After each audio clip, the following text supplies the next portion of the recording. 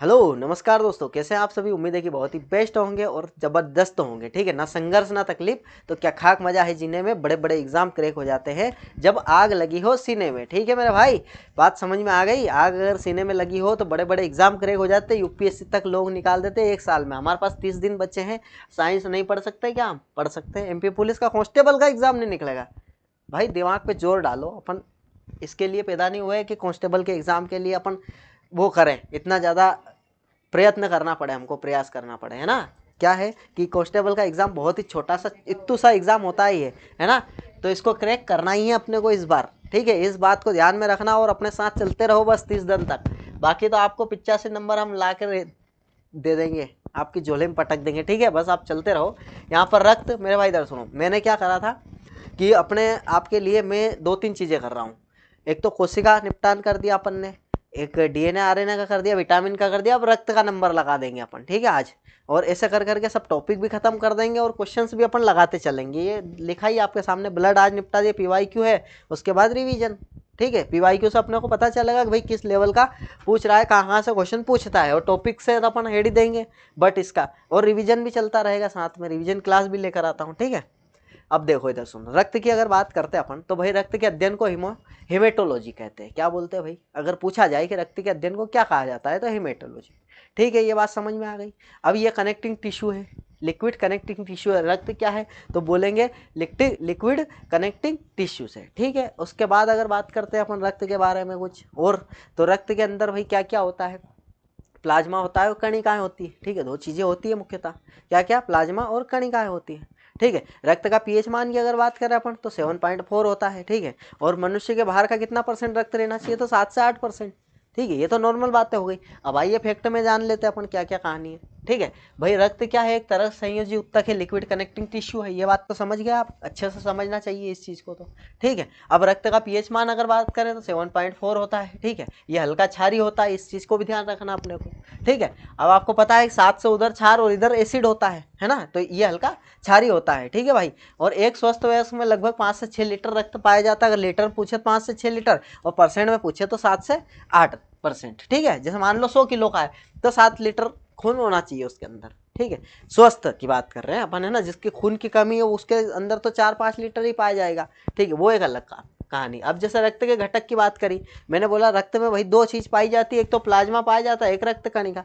रक्त कणिका तो आपको पता है, आरबीसी, डब्ल्यूबीसी, प्लेटलेट्स। ठीक है, ये 3 चीज आपको पता है अच्छे से। प्लाज्मा के अंदर मेरे भाई इधर सुनो, प्लाज्मा कितना होता है तो ये लगभग 55%। ये लगभग है ना, अनुमानित है, इस पे नंबर पर मत जाइएगा। ठीक है, अनुमानित है। और यहाँ पर ये 45% अपना रक्त कणिका होती है। ठीक है, डब्ल्यूबीसी जो प्लेटलेट्स वगैरह आरबीसी, ये 45% होती है। अब इधर सुनो, प्लाज्मा के अंदर सबसे ज़्यादा क्या पाया जाता है तो ये पानी पाया जाता है 90%। लगभग कितना, 90% पानी पाया जाता है प्लाज्मा के अंदर। इसके बाद दूसरा कौन सा, मतलब दूसरा, इसके बाद दूसरा कौन सा पाया जाता है तो इसके बाद अगर बात करें अपन तो प्रोटीन पाया जाता है लगभग 7%। ठीक है, इस चीज़ को अपने को याद रखना है। उसके बाद अगर बात करें अपन हो गया क्लियर। अब इधर देखो, प्लाज्मा में मुख्य प्रोटीन, अब जो प्रोटीन पाया जाता है ना, ये प्रोटीन, इसकी बात कर रहा है। ये मुख्य प्रोटीन क्या होता है, फाइब्रिनोजन होता है। फ्राइबी क्या है, फाइब्रिनोजन। भाई एक वर्ड भी कुछ ऐसे ही है, ठीक है, कोई दिक्कत नहीं है। और ग्लोबुलिन। ठीक है, ग्लोबुलिन और फाइब्रिनोजन। ठीक है, ये 2 चीज़ें अपने को प्रोटीन में देखने को मिलती है। अब रक्त कणिकाएं 3 प्रकार की होती है, आपको बता ही चुका हूँ मैं। आरबीसी होती है, डब्ल्यूबीसी होती है, प्लेटलेट होती है। ठीक है, ये 3 अपनी रक्त कणिकाएं होती है। यहाँ से क्लियर हो गया, इतना काम खत्म। काम अगर खत्म हो गया तो एक बार और देख लेते इसको, क्योंकि अपने को दिमाग में फिट करना है इसको। रक्त क्या है भाई, अगर पूछे अपने से तो तरल संयोजी उत्तक हिंदी में, और इंग्लिश में अगर पूछ ले तो लिक्विड कनेक्टिव टिश्यू है। ठीक है, एक ये उत्तक है, मतलब टिश्यू है ना, ये कनेक्ट करने वाला टिश्यू है। उसके बाद रक्त का पीएच मान अगर पूछ ले अपने से तो 7.4 होता है। उसके बाद इसे हल्का क्षारीय कहते हैं। ठीक है, हल्का क्षारीय है क्योंकि 7.4 चढ़ गया ना, इसलिए हल्का क्षारीय हो गया, है ना, एसिडिक नहीं, अम्लीय नहीं है। उसके बाद एक स्वस्थ वयस्क में वही 5 से 6 लीटर रक्त रहना चाहिए। उसके बाद रक्त शरीर में कुल भार का लगभग 7 से 8% होता है। ये बात भी अपने को ध्यान रखना है। घटक की बात करते हैं तो घटक क्या है भाई, प्लाज्मा और रक्त कणिका, 2 चीजें अपने खून के अंदर पाई जाती है, एक तो प्लाज्मा और एक रक्त कणिका। प्लाज्मा कितना 55% पाया जाता है, रक्त कणिका अपनी 45% पाया जाता है। प्लाज्मा में मुख्य रूप से पानी रहता है, 90% पानी पाया जाता है। और दूसरी बात करें 7% प्रोटीन। अब प्रोटीन में भी 2 चीज, फाइब्रिनोजन रहता है, उसके बाद ग्लोब्यूलिन। ठीक है, ये चीज दो चीज पाई जाती है। और रक्त कणिका 3 प्रकार के, आरबीसी, डब्ल्यूबीसी और प्लेटलेट। ठीक है, आगे चलते हैं अपन। अब इधर देखो, आरबीसी के बारे में जान लेते हैं। पहले आरबीसी के बारे में पूरा निपटान कर देते हैं, उसके बाद डब्ल्यूबीसी, फिर प्लेटलेट पे बात करेंगे। अब आरबीसी की बात करें अगर, तो आरबीसी को मेरे भाई एरिथ्रोसाइड भी कहते हैं। क्या बोलते हैं? एरिथ्रोसाइड। आरबीसी को क्या कहते हैं? एरिथ्रोसाइड। ठीक है, और इनका केंद्रक नहीं होता है मेरे भाई, आरबीसी का केंद्रक नहीं होता है। इस बात को अपने दिमाग में उतार लो, गांठ बांध कर रख लो। ठीक है भाई, गांठ बांध कर अपने जेब में रख लो कि आरबीसी में मेरे भाई केंद्रक नहीं होता है। ठीक है, इनका केंद्रक नहीं होता है, इस चीज को ध्यान रखना। लेकिन इसमें पिक्चर ये है कि जो ऊंट है और लामा है हमारा, क्या है? ऊंट और लामा, इनकी आरबीसी में केंद्रक होता है। ये दो ऐसे जीव है जिसके आरबीसी में केंद्रक पाया जाता है। ठीक है, बाकी आरबीसी में केंद्रक नहीं पाया जाता नॉर्मली, है ना, इस चीज का ध्यान रखना। अब इनका निर्माण कहाँ होता है भाई? जो आरबीसी है ये कहाँ पर बनती है? तो ये बोन मेरो में। अब खून का निर्माण बोल सकते हो, आरबीसी का निर्माण बोल सकते हो। बोन मेरो बोले तो क्या होता है सर? ये अस्थि मज्जा और बोन मेरो हमको समझ में नहीं आया। जो हमारे शरीर की मोटी हड्डियां होती है ना, उसके बीच में जो पाया जाता है, अब वो तो आपने देखा नहीं होगा, लेकिन ठीक है, वो बीच में जो है ना, मोटी हड्डियों के बीच में बनता है, ये समझ लो आप, तो इतना सा है ना। ठीक है, उसके बाद अगर बात करें तो इनका जीवन काल कितना होता है भाई? ये आरबीसी का जीवन काल मतलब कितने दिन जीवित रहती है? तो 120 दिन जीवित रहती है। ठीक है, और कहाँ जाके मरती है? तो देखे तो प्लीहा या फिर यकृत। ठीक है, इनको प्लीहा या स्प्लीन को आरबीसी का कब्रिस्तान भी कहा जाता है। ठीक है, ये चीज़ अपने को अच्छे से ध्यान रखनी है। भाई लाल रंग क्यों होता है इनका? अगर ये सवाल अपने दिमाग में, खुद के दिमाग में उपज अगर आती है कि भाई लाल रंग क्यों होता है आरबीसी का, तो ये किसके कारण होता है? ये हीमोग्लोबिन के कारण होता है। ठीक है, हीमोग्लोबिन में आयरन होता है, ये बात अपने को अच्छे से समझ लेना। ठीक है, हीमोग्लोबिन में आयरन होता है। ठीक है, उसके बाद अगर बात करें तो मुख्य कार्य क्या है भाई इसका? ऑक्सीजन का परिवहन करना। ये क्या करते हैं? हीमोग्लोबिन जो है ना, ये चार पार्टिकल लेते हैं ऑक्सीजन के और बॉन्ड बना करके फिर लेकर जाते हैं। ठीक है, इनका कार्य है ऑक्सीजन का परिवहन, मतलब यात्रा करवाना। ठीक है, अपने अंदर। ठीक है, तो ये यात्रा करवाते हैं। अब आगे देखो, अब डब्ल्यूबीसी की बात करते हैं भैया। चलो, लाल रक्त कणिका हो गए, अब श्वेत रक्त कणिका की बात कर लेते हैं, है ना। तो डब्ल्यूबीसी को क्या बोलते हैं? ल्यूकोसाइट। क्या बोलते हैं? ल्यूकोसाइट। इसको क्या बोलते थे? एरिथ्रोसाइट। और इसको ल्यूकोसाइट बोलते हैं। ठीक है, ये चीज अपने को ध्यान रखना। डब्ल्यूबीसी शरीर के सैनिक है भैया। ठीक है, बहुत अच्छी बात है, ये अपने सैनिक है शरीर के। ठीक है, और प्रतिरक्षा प्रणाली का एक हिस्सा है। ठीक है भाई, डब्ल्यूबीसी क्या है? तो एक सैनिक है अपने शरीर का। इसमें केंद्रक मौजूद होता है, बिल्कुल होता है साहब। इनका निर्माण कहाँ पर होता है? वहीं पर होता है जहाँ पर लाल रक्त कणिका का होता है। ठीक है, उसके बाद अगर बात करें, इनका जीवन काल बहुत कम होता है भाई, 10 से 15 दिन ही जीवित रहता है। अगर ये 120 दिन जीवित रहते तो फिर हम बताते किसको? बीमारी को, कि क्या चीज होती है, तो है ना, उसकी औकात दिखा देते अपन। 120 दिन जीवन काल रहता है इसका, तो ठीक है। अब देखो संख्या क्या है भाई? आरबीसी से बहुत कम होती है, कमी होती है। ठीक है, ज्यादा होगी तो भी समस्या आ जाएगी। ठीक है, लेकिन कोई दिक्कत नहीं है, ज्यादा हो जाती है ना तो फिर इसको हेरना पड़ता है। और उसके बाद अगर बात करें तो सबसे बड़ी कोशिका है, क्या है भाई? मोनोसाइट्स। क्या है? सबसे बड़ी कोशिका की अगर बात करें तो मोनोसाइट है इसकी। किसकी? डब्ल्यूबीसी की। ठीक है, और उसके बाद अगर बात करते हैं अपन तो लिम्फोसाइट क्या है भाई? एंटीबॉडी है। लिम्फोसाइट एंटीबॉडी बनाती है भाई। ठीक है, इस चीज को ध्यान में रखना अपने। लिम्फोसाइट जो है एंटीबॉडी बनाती है। ठीक, अब इधर देखो प्लेटलेट पे बात कर लेते हैं। अब अपन ने आरबीसी निपटा दिया, डब्ल्यूबीसी निपटा दिया, प्लेटलेट की बारी। प्लेटलेट भाई, प्लेटलेट को क्या बोलते हैं? थ्रोम्बोसाइड। थ्रोम्बोसाइड बोलते हैं प्लेटलेट को। और मुख्य कार्य रक्त का थक्का जमना। ठीक है, ये इनका कार्य क्या होता है? मुख्य कार्य रक्त का थक्का जमाना। ठीक है, और केंद्रक नहीं होता इसके अंदर भी। ठीक है, प्लेटलेट के अंदर भी केंद्रक नहीं होता। इनका जीवन काल तो 8 से 12 दिन का ही होता है। ठीक है, ये चीजें होती है प्लेटलेट के अंदर। उसके बाद अगर बात करें तो भाई रक्त ग्रुप की बात कर लेते हैं अब अपन। अब रक्त समूह की खोज कार्ल लैंडिस्टर ने करी थी 1900 में। कब करी थी? 1900 में। रक्त समूह की खोज कार्ल लैंडिस्टर ने करी थी 1900 में। ठीक है, सन 1900 में कार्ल लैंडिस्टर ने करी थी। अब वर्गीकरण की अगर बात करूं मैं तो क्या है वर्गीकरण भाई? इनके अंदर एंटीजन और एंटीबॉडी की उपस्थिति पर होता है। ठीक है, इनका वर्गीकरण। उसके बाद अगर बात करें तो ओ नेगेटिव जो है, क्या है? ओ नेगेटिव हमारा यूनिवर्सल दाता है। ठीक है, यूनिवर्सल डोनर है। ठीक है, ये किसी को भी दे सकता है ओ नेगेटिव। और जिसका ए बी पॉजिटिव है ये एक्सेप्टर है, कोई सा भी खून आप ले सकते हो। ठीक है, जिसका ए बी पॉजिटिव है वो क्या कर सकता है? सार्वभौमिक प्राप्त करता है, मतलब कोई सा भी ब्लड ले सकता है ये। ठीक है, उसके बाद अगर बात करते हैं आरएच फैक्टर की खोज लेंड स्टिनर और विनर ने करी थी। ठीक है, अब आगे बढ़े अपन। तो आगे क्या है वही कहानी। अब थक्का जमना जो क्लोटिंग की बात कर रहा है ये देख लेते हैं। रक्त का थक्का जमाने में भाई प्लेटलेट और फाइब्रिनोजन, ठीक है, ये दो काम करते हैं रक्त का थक्का जमाने में। ठीक है, उसके बाद अगर बात करें अपन, तो अगर ये फाइब्रिनोजन ही निकाल देते अपन तो क्या बन जाता है, सीरम बन जाता है। ठीक है, अगर ये फाइब्रिनोजन निकाल दें तो सीरम बन जाता है। ठीक है, क्योंकि फाइब्रिनोजन अगर नहीं रहेगा मान लो तो ये थक्का जमेगा। ठीक है, अब इधर देखो, विटामिन के की बात करी थी मैंने, कितनी बार बताया भाई थक्का जमाने में आवश्यक है ना, विटामिन पढ़े थे जब, बहुत बार इसको रिपीट करवाया था। अब हेपरिन है, रक्त को जमने से रोकता है मेरे भाई। अगर ये जो मान लो कि जो रक्त हमारे शरीर में दौड़ रहा है ये बाहर निकलते जम जाता है। ठीक है, बाहर निकलते जमता है, लेकिन अंदर के अंदर क्यों नहीं जम रहा साहब, तो ये इसकी वजह से नहीं जम रहा है, हेपरिन की वजह से। ये क्या करता है कि रक्तों का जमने से रोकता है। ठीक है, लेकिन ये क्या है, जैसे ही बाहर निकलता है कट के, मान लो हाथ कट गया और बाहर निकल गया तो ये नहीं, इसका निपटान हो जाता है पहले ही।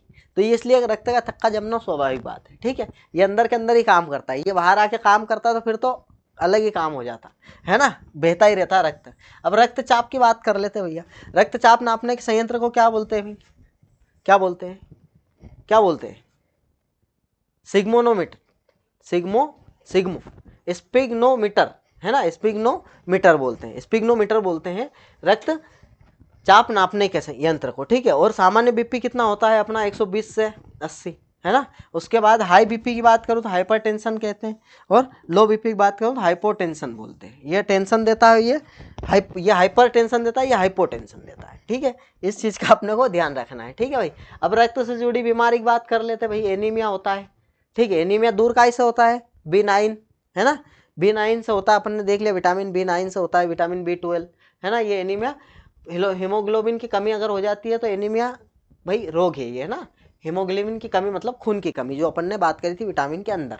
ठीक है, B9 B12 यहाँ पर काम देता है ना। और ल्यूकेमिया भी हो जाता है। अब ल्यूकेमिया रक्त कैंसर है भाई। ठीक है, ल्यूकेमिया हो जाता है मेरे भाई रक्त कैंसर, WBC के असामान्य वृद्धि के कारण रक्त कैंसर हो जाता है। अब अन्य महत्वपूर्ण तथ्य भाई, रक्त परिसंचरण की खोज विलियम हार्मन ने करी थी। धमनियां अगर बात करें तो शुद्ध रक्त को ले जाने में काम करती है, कौन करती है, धमनियां। उसको फुफ्फुसी धमनी को छोड़कर बाकी क्या है, शुद्ध रक्त को लेकर जाती है।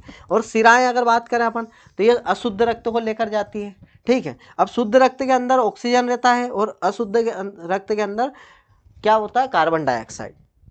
ठीक है, और आरबीसी की संख्या साइटोमीटर से मापी जाती है, ये बात समझ लो आप। रक्त वाहिकाओं में रक्त जमने से रोकने वाला हेपरिन होता है। ठीक है, रक्त और रक्त विकारों का अध्ययन हेमेटोलॉजी कहा जाता है। इसकी बात अपन ने शुरू में ही कर ली थी।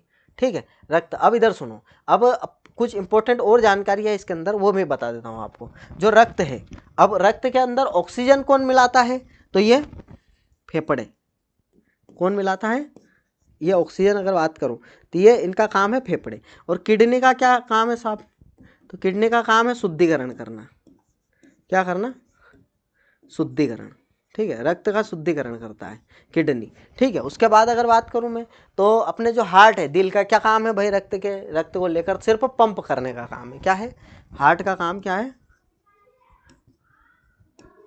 रक्त पंप है ना, मतलब पंप करने का काम है बस, मतलब इसको पंप करने का। और जो धमनियां है हमारी वो लेकर जाती है इसको, जो शुद्ध रक्त को लेकर के जाती है धमनियां। ठीक है, फुफ्फुस धमनी को छोड़कर, इस चीज़ का अपने को ध्यान रखना है। ठीक है, अब ये इतनी चीज़ें अगर याद हो गई आपको तो रक्त में अब कोई सा भी प्रश्न कहीं से भी पूछ ले आपका बनने वाला है। ठीक है, अब इधर क्वेश्चन देखो, पर्यावरण में हानिकारक पदार्थ को के प्रवेश को क्या कहते हैं भाई, तो दूषण बोलते हैं। ऑप्शन नंबर बी यहाँ पर करेक्ट है। ठीक है, मछली पालन में एक बड़ी समस्या किसकी उपलब्धता की कमी से होती है भाई, तो अच्छी गुणवत्ता का मछली बीज। ठीक है, अगर अच्छी गुणवत्ता की मछली बीज लाएंगे, मछली यहाँ छोड़ेंगे तो अच्छी पैदावार अच्छी होगी ना। किसी जंतु की सफलतापूर्वक क्लोनिंग सर्वप्रथम किसने करी थी, तो भाई किसने करी थी, इयान ने करी थी, इवान ने करी थी, पीटर ने, इयान विल्मट। ठीक है, और निम्नलिखित में से कौन एनाल्जेसिक और शामक के रूप में कार्य करता है, तो कौन अफीम करता है भाई। ठीक है, अफीम क्या करता है, एनाल्जेसिक और शामक के रूप में कार्य करता है। नेक्स्ट, निम्नलिखित में से किसका गलनांक सर्वाधिक होता है, तो किसका गलनांक सर्वाधिक होता है मेरे पारा। ऑप्शन नंबर डी करेक्ट है, ठीक है। और डब्ल्यू किस तत्व का प्रतीक है भाई, ये टंगस्टन का प्रतीक है, ठीक है। टंगस्टन बोले तो जो बल्ब के अंदर जो स्प्रिंग होती है उसकी बात हो रही है, ठीक है। निम्नलिखित में से कौन सा सफेद फास्फोरस होता है, तो ये P4 होता है। नेक्स्ट अगर चले अपन, तो वायु प्रदूषण का जैविक सूचक कौन सा है भाई, तो ये कौन सा है, लाइकेन है। क्या है, लाइकेन वायु प्रदूषण का जैविक सूचक है। और रेबीज के टीके खोज पास्चर ने करी थी, लुई पास्चर ने 1885 में। इसको डायरेक्ट याद रखना है ना, रेबीज के टीके की खोज लुई पास्चर ने करी थी 1885 में। कुत्ते के काटने से हो जाता है रेबीज रोग। नेक्स्ट अगर देखें अपन, तो निम्नलिखित में से कौन सी मछली बोनी मछली नहीं है भाई, तो कौन सी है बोनी मछली, ये डॉग फिश। ये डॉग फिश जो है ये बोनी मछली नहीं है, ठीक है। बाकी सुनहरी मछली, फ्लाइंग फिश, जो रोहू, ये सब बोनी मछलियां हैं, है ना। और किस वर्ग में जानवरों की संख्या सबसे अधिक है भैया, तो कीड़े, ठीक है। ऑप्शन नंबर ए करेक्ट है, कीड़े में सबसे ज़्यादा अधिक है, ठीक है। अब विटामिन की बात करें, फंक ने खोज करी थी 1911 में, ठीक है। इससे ज़्यादा बात नहीं करेंगे अपन। अब विटामिन की बात करते हैं अपन, तो विटामिन ए का नाम रेटिनॉल है, रतौंधी है, मैंने ही बोला था। विटामिन B1 की बात, हाँ ये दो चीज़ें अपने को याद रखनी है विटामिन ए से, इसके अंदर बीटा कैरोटीन होता है, बीटा कैरोटीन होता है ना, ये गाजर के अंदर पाया जाता है। कहाँ पर, ये गाजर के अंदर। और जो हमारे गोल्डन राइस है ना, गोल्डन राइस क्या है, गोल्डन राइस है ना, मतलब जो हमारे क्या बोल सकते हैं उसको, गोल्डन राइस जो है अपने, वो उसके अंदर विटामिन ए भरपूर मात्रा में पाया जाता है। ये दो फैक्ट अपने को याद रखने हैं, ठीक है। उसके बाद अगर मैं बात करूँ तो B1 थायमिन की अगर बात करूँ, तो भाई पॉलीसराइज होते हैं ना, पॉलीसराइज, उसके अंदर बी विटामिन जो ये B1 है ये नहीं पाया जाता है, ठीक है। बेरी बेरी रोग होता है इससे, ये भी अपने को ध्यान रखना है। उसके बाद अगर बात करें तो ये अपने को पेंटोथेनिक एसिड याद रखना है अपने को, क्योंकि थकान, सिर दर्द, पाचन समस्या जिसको है वो B5 अपना कंज्यूम कर सकता है, ठीक है। अब उसके बाद 9 फोलिक एसिड, जो अभी बताया एनीमिया की कमी हो जाती है। कोबालामिन, इसमें कोबाल्ट धातु पाई जाती है अगर पूछे तो, है ना। B5 कोबाल्ट धातु किस विटामिन पाई जाती है, तो B12 में पाई जाती है। ये भी एनीमिया से, नसों की कमजोरी वगैरह इनसे संबंधित है, ठीक है। और इसी को बोलते हैं एस्कॉर्बिक एसिड, डी को बोलते हैं कैल्सीफेरोल, और ई को बोलते हैं टोकोफेरोल, के को बोलते हैं फाइलोक्विनोन, है ना। नेप्टोक्विनोन भी इसका नाम है ना, दूसरा नाम नेप्टोक्विनोन है, ठीक है। और सी की बात करूं मैं, तो स्कर्वी रोग होता है। ये सी जो है ना, ये हमारे दूध के अंदर नहीं पाया जाता है, ये किस में पाया जाता है भाई, मिर्ची के अंदर पाया जाता है। और ये जो सी कौन सा विटामिन है जो हमारे शरीर के अंदर नहीं रुकता है, तो ये सी ही है ना, यूरिन के जरिए बाहर निकल जाता है डेली। इसको रोज थोड़ा थोड़ा कंज्यूम करना पड़ता है, और मिर्ची के रूप में अपन करते ही हैं, कोई दिक्कत नहीं। और खट्टे फलों में पाया जाता है, और मसोड़ों से खून आना स्कर्वी का मतलब ये होता है। और डी की बात करूं तो डी का नाम दूसरा क्या है भाई, इसको सनशाइन विटामिन भी कहा जाता है, इसको हार्मोन विटामिन भी कहा जाता है डी को, ठीक है। दूध और मछली अंडे में इसको, मछली का तेल और अंडे के अंदर ये विटामिन डी पाया जाता है। सूर्य की किरण से तो मिलता ही मिलता है ना। और हाँ, विटामिन डी की कमी से मेरे भाई इधर सुनो, बच्चों के अंदर तो रिकेट्स होता है, लेकिन ऑस्टियोमलेशिया जो है यह हड्डियों की कमजोरी है, वयस्क के अंदर रोग होता है। ये जो बच्चों के अंदर अगर बोले विटामिन डी की कमी सर बच्चों के अंदर रिकेट्स होता है, तो वयस्क के अंदर जो बड़े हैं उनके अंदर ऑस्टियोमलेशिया होता है रोग, है ना, ठीक है। और विटामिन ई की बात करूँ अगर टोकोफेरोल, तो इसका वैज्ञानिक नाम है, लेकिन इसको ब्यूटी विटामिन भी कहा जाता है, ठीक है। जनन फर्टिलिटी विटामिन भी कहा जाता है इसको, है ना। और उसके बाद के की बात करो तो ये रक्त खतक्का जमाने में काम देता है, अभी अपन ने पढ़ा। और उसके बाद इसको फाइलो के अलावा क्या बोलते हैं, नेफ्तो भी बोलते हैं, नेफ्टोक्विनोन भी इसका नाम है, ठीक है। और हाँ, ये इससे भी रिलेटेड अगर एक बात करें अपन, तो मेरे भाई अगर पूछ ले कि आंत के अंदर कौन सा विटामिन पाया जाता है, तो विटामिन के पाया जाता है, ठीक है भाई। इतने फैक्ट अपने को इससे याद रखने। अब आगे चले अपन, तो भाई उपकरण है अपने सामने और इनका काम है। हाइड्रोफोन की बात करें, पानी के नीचे ध्वनि मापता है। हाइड्रोस्कोप बोले तो वायुमंडलीय आर्द्रता में परिवर्तन दिखाता है। हाइपोमीटर की बात करो, तरल के क्वथनांक को निर्धारित करता है। मेघमीटर ध्वनि की चाल के सापेक्ष एक विमान की चाल निर्धारित करता है। ओंडोमीटर की बात करो, विद्युत चुम्बकीय तरंगों की आवृत्ति को मापता है। ओम मीटर की बात करो, विद्युत प्रतिरोध को मापता है। ओडोमीटर जो वाहन में लगे रहते हैं, गाड़ियों में लगे रहते हैं, एक वाहन द्वारा यात्रा की गई दूरी को मापता है। नेफोलोमीटर की बात करो, तरल में निलंबित कणों द्वारा प्रकाश के प्रकीर्णन को मापता है, ठीक है। नेक्स्ट अगर बात करें तो भाई इधर सुनो, ये बहुत ही इंपॉर्टेंट है, एंथोसाइनिन। ये एंथोसाइनिन जो है ना, फल फूल पौधे जो है उनके अंदर लाल और बैंगनी और नीले जो अपना प्याज का रंग जो लाल होता है ना, वो इसी के कारण होता है, एंथोसाइनिन की वजह से, ठीक है। और यहाँ पर ब्लूबेरी का कलर है एंथोसाइनिन, रास्पबेरी, काला चावल, काला सोयाबीन, चेरी, लाल किशमिश, नाटन अंगूर और लाल गोभी, इन सब के कलर की वजह कौन है भैया, ये एंथोसाइनिन है, ठीक है। इसके बाद अगर बात करते हैं अपन, तो भाई ये देखो, सिरका में एसिटिक अम्ल होता है, नारंगी में साइट्रिक अम्ल होता है, इमली में टार्ट्रिक होता है, दूध दही में लैक्टिक अम्ल है ना, नींबू में साइट्रिक, और बिच्छू और चींटी के डंक में मेथेनोइक अम्ल पाया जाता है। इस चीज़ को भी अपने को अच्छे से ध्यान रखना। अब प्रकाश संश्लेषण की कुछ बात कर लेते हैं भाई। प्रकाश संश्लेषण जो है के दौरान पौधे कौन से ग्रहण करते हैं गैस, तो कार्बन डाइऑक्साइड करते हैं। और प्रकाश संश्लेषण के दौरान पौधों द्वारा छोड़ी जाने, अच्छा, यहाँ पर एक मोस्ट इंपॉर्टेंट आपके लिए फैक्ट है कि जो पौधे हैं ना, वो ऑक्सीजन, मतलब जो श्वास लेते हैं उसके अंदर कौन सी गैस लेते हैं, तो वो ऑक्सीजन ही लेते हैं, ठीक है। इसका ध्यान रखना अपने को, जो श्वास के रूप में जो लेते हैं गैस, वो ऑक्सीजन ही लेते हैं, ठीक है। ये चीज़ को अपने को ध्यान रखना है। अब प्रकाश संश्लेषण की दर अधिकतम की बात करें तो लाल, और न्यूनतम की बात करें तो हरा प्रकाश। पौधों के अंदर हरा रंग देने वाला कौन है भाई, पर्णहरित है। पर्णहरित के अंदर मैग्नीशियम पाया जाता है, और पौधों के फूल को बैंगनी और नीला एंथोसाइनिन करता है, और लाल, है ना। और पत्ती फूलों को पीला कौन करता है, जेथोफिल। ये अपने को इंपॉर्टेंट फैक्ट याद रखना है। तो भाई यहाँ पर आपको की क्लास खत्म होती है, और आपको क्लास कैसी लगी मेरे भाई। अगर आपको क्लास अच्छी लगी तो कमेंट बॉक्स में अपना रिव्यू जरूर दे मेरे भाई, और लाइक करने में आपका कुछ नहीं जाता, ठीक है। बात आप समझ चुके होंगे, और सभी का जिसका देखो उसका वीडियो ठोक दिया करो लाइक, आप तो कोई टेंशन नहीं है, ठीक है। आप बेफिक्र रहो, ठीक है भाई। पढ़ते रहो, मस्त रहो, मिलते हैं।